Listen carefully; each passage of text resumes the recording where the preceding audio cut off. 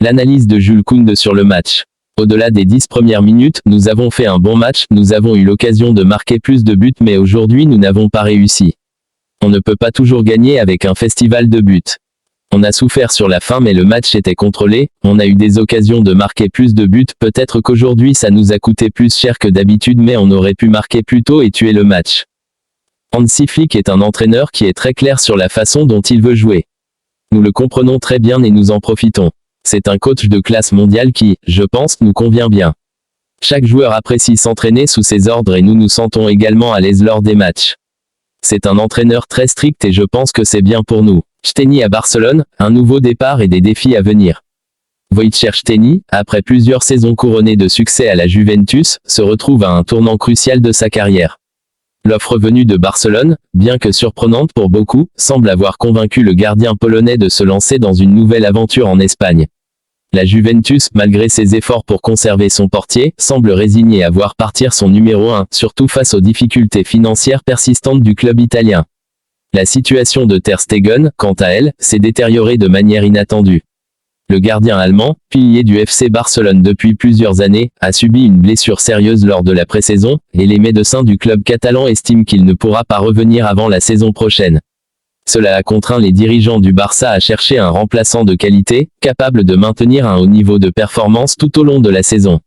L'une des principales problématiques dans cette affaire est la relation de Szczęsny avec la Juventus. Depuis quelques mois, le gardien polonais fait face à des différends avec la direction turinoise, en particulier sur des questions contractuelles et de salaire.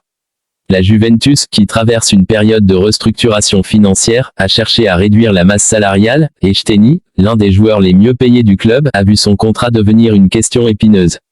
Le club aurait proposé une réduction de salaire que Szczęsny et son agent ont refusé, ce qui a conduit à une impasse entre les deux parties. Cependant, avec l'intérêt de Barcelone, une solution pourrait être trouvée rapidement.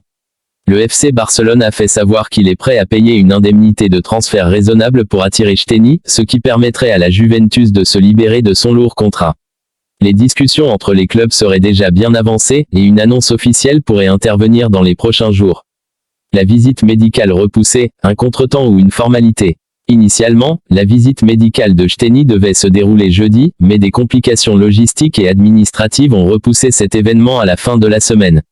Ce retard n'est pas vu comme une inquiétude majeure par le camp polonais, ni par Barcelone. Selon des sources proches du joueur, Szczęsny est en excellente condition physique, ayant suivi une préparation rigoureuse avec la Juventus. Toutefois, le club catalan préfère attendre que certains détails contractuels soient réglés avant de procéder à cette étape formelle. L'arrivée de Szczęsny à Barcelone soulève néanmoins quelques questions. Le Polonais pourra-t-il rapidement s'adapter à un nouveau championnat et à une nouvelle équipe? Sa longue expérience en Serie A, où il a fait face à certaines des meilleures attaques d'Europe, joue certainement en sa faveur, mais la Liga est un championnat différent, avec ses propres spécificités. De plus, les attentes autour du FC Barcelone sont énormes, en particulier après une saison décevante pour le club en Europe.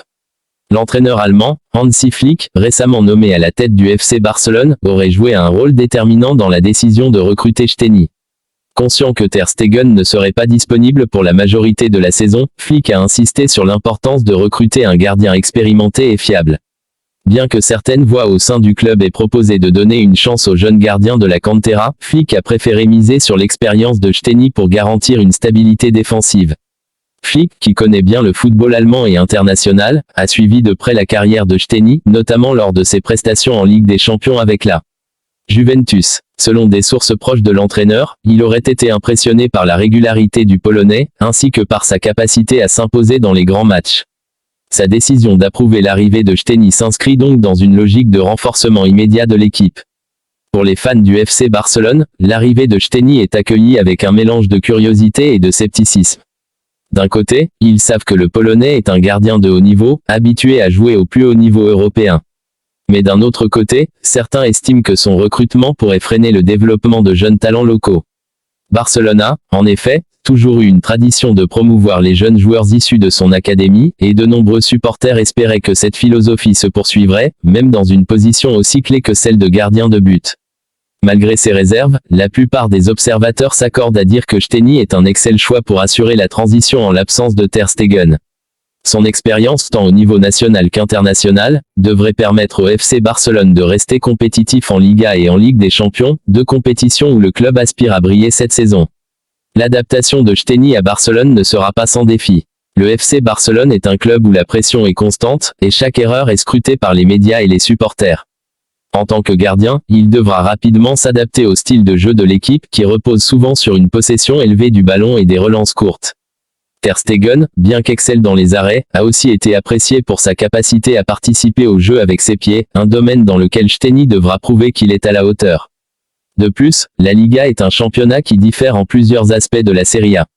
Si le football italien est souvent plus tactique et défensif, le football espagnol est généralement plus rapide et technique, avec des équipes qui cherchent constamment à attaquer.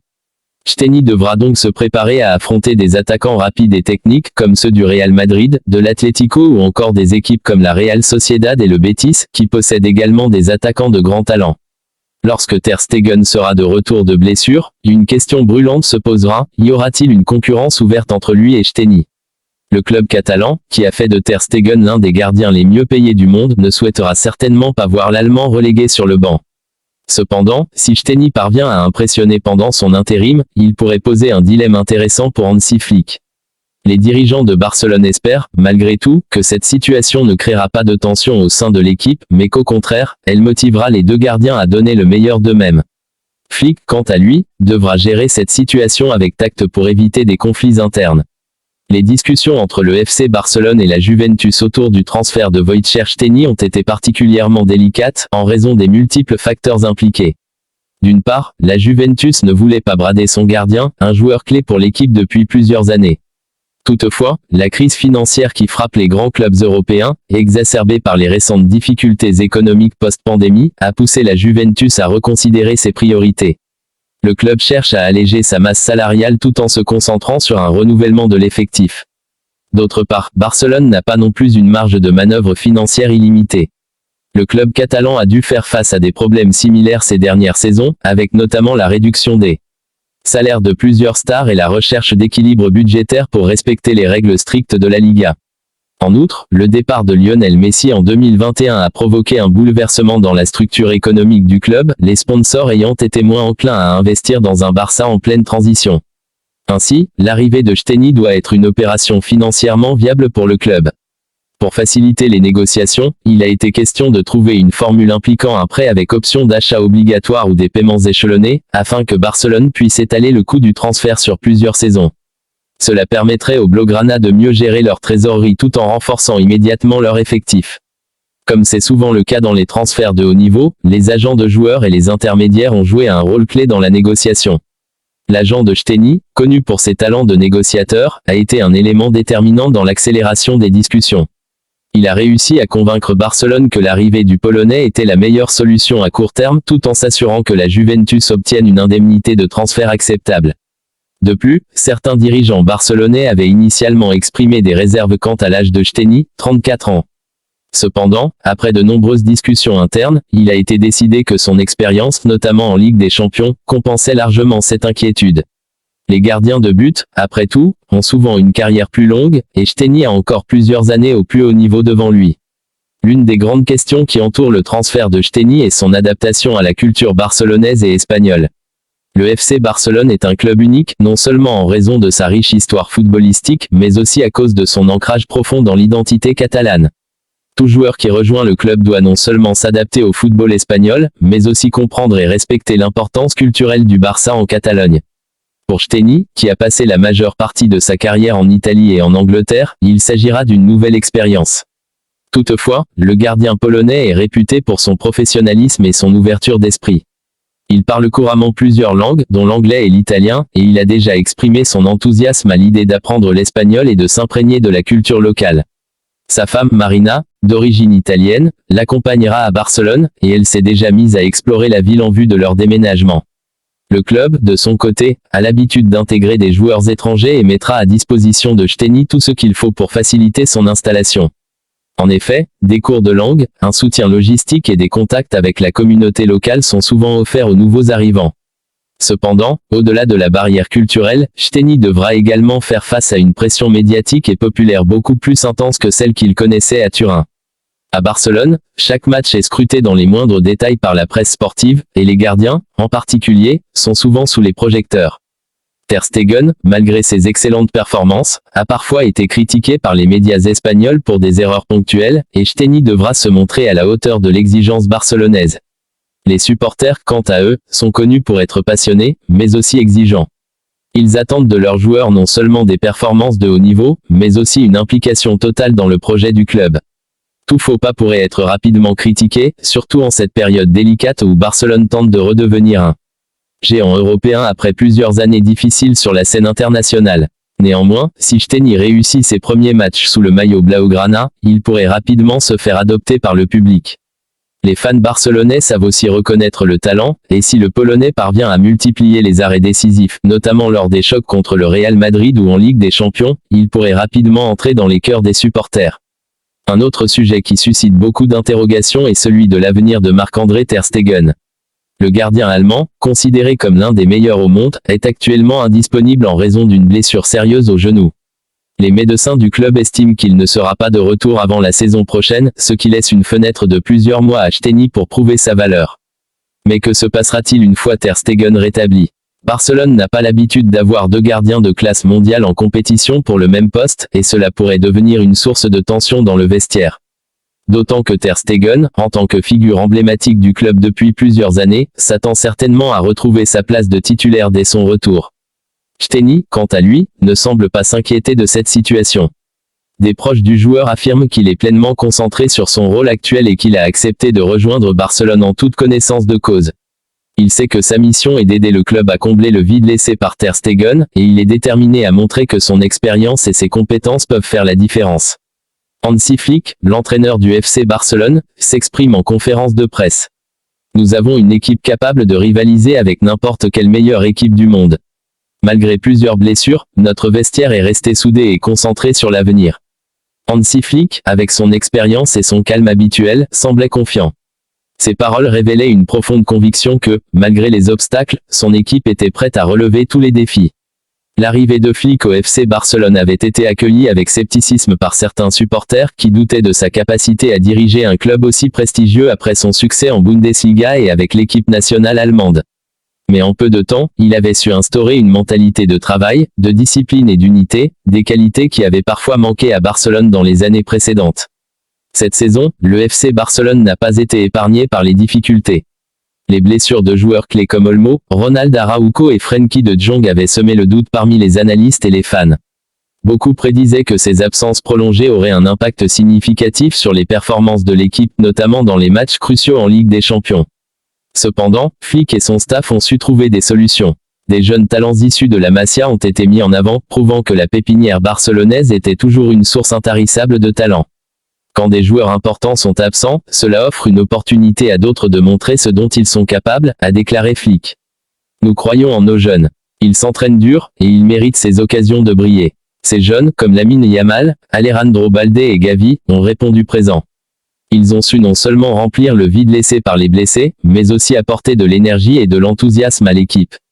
Leur émergence rapide sous la tutelle de Flick a transformé les inquiétudes initiales en optimisme, notamment pour l'avenir du club.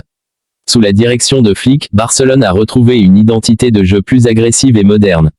Le style de possession, cher aux Catalans, a été réadapté avec un pressing intense et des transitions rapides.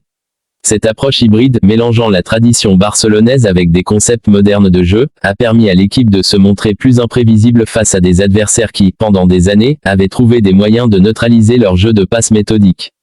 Le football évolue, et il est essentiel que Barcelone évolue aussi, a-t-il expliqué. Nous respectons notre histoire, mais nous devons aussi nous adapter aux exigences du jeu moderne.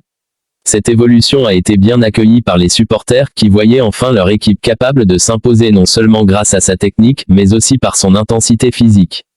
Le vestiaire du FC Barcelone n'a pas toujours été le plus facile à gérer, surtout avec les différentes personnalités qui l'habitent. Cependant, Hansi Flick a su imposer son autorité tout en gardant une grande proximité avec ses joueurs. Il a instauré un climat de confiance, où chacun se sentait valorisé, peu importe son statut dans l'équipe. Les tensions internes, qui avaient parfois miné la cohésion du groupe par le passé, semblaient avoir disparu sous son leadership. Le plus important est que tout le monde comprenne qu'il fait partie du projet, qu'il a un rôle à jouer, a précisé Flick. C'est cette unité qui nous rend plus forts. Le Real Madrid est une équipe formidable avec des joueurs de classe mondiale, a concédé Flick. Mais nous sommes concentrés sur nous-mêmes. Si nous jouons à notre meilleur niveau, nous pouvons battre n'importe qui. La première rencontre de la saison entre les deux géants du football espagnol est très attendue, avec des enjeux qui dépassent souvent le simple cadre du sport. Chaque match entre le FC Barcelone et le Real Madrid est une guerre psychologique, tactique et émotionnelle, un véritable spectacle suivi par des millions de fans à travers le monde. Le Clásico est souvent le match qui définit la saison de chaque équipe, et cette année ne fera pas exception. En dépit des nombreux défis, Hansi Flick reste optimiste quant à l'avenir de Barcelone. Avec une génération montante et des stars établies, il est convaincu que le club a les atouts pour dominer à nouveau l'Europe dans les années à venir. Nous construisons quelque chose de durable, a-t-il déclaré avec conviction. L'objectif n'est pas seulement de remporter des titres cette année, mais de préparer l'avenir. Nous voulons que Barcelone soit à nouveau l'une des équipes les plus respectées au monde. Les ambitions de Flick vont au-delà du court terme. Il souhaite voir le FC Barcelone redevenir une référence, non seulement en Liga, mais également sur la scène européenne, où les dernières saisons ont été décevantes. La Ligue des Champions reste un objectif prioritaire pour les Catalans, et Flick est déterminé à mener l'équipe à la gloire européenne. Il ne fait aucun doute que les dirigeants du club menés par Joan Laporta ont joué un rôle crucial dans cette renaissance. Depuis son retour à la présidence, Laporta a fait preuve d'audace en prenant des décisions difficiles, notamment en matière de finances et de recrutement. La gestion économique du club a été sous les feux des projecteurs ces dernières années, mais avec des ajustements budgétaires et des choix judicieux sur le marché des transferts, le club semble sur la voie de la stabilité.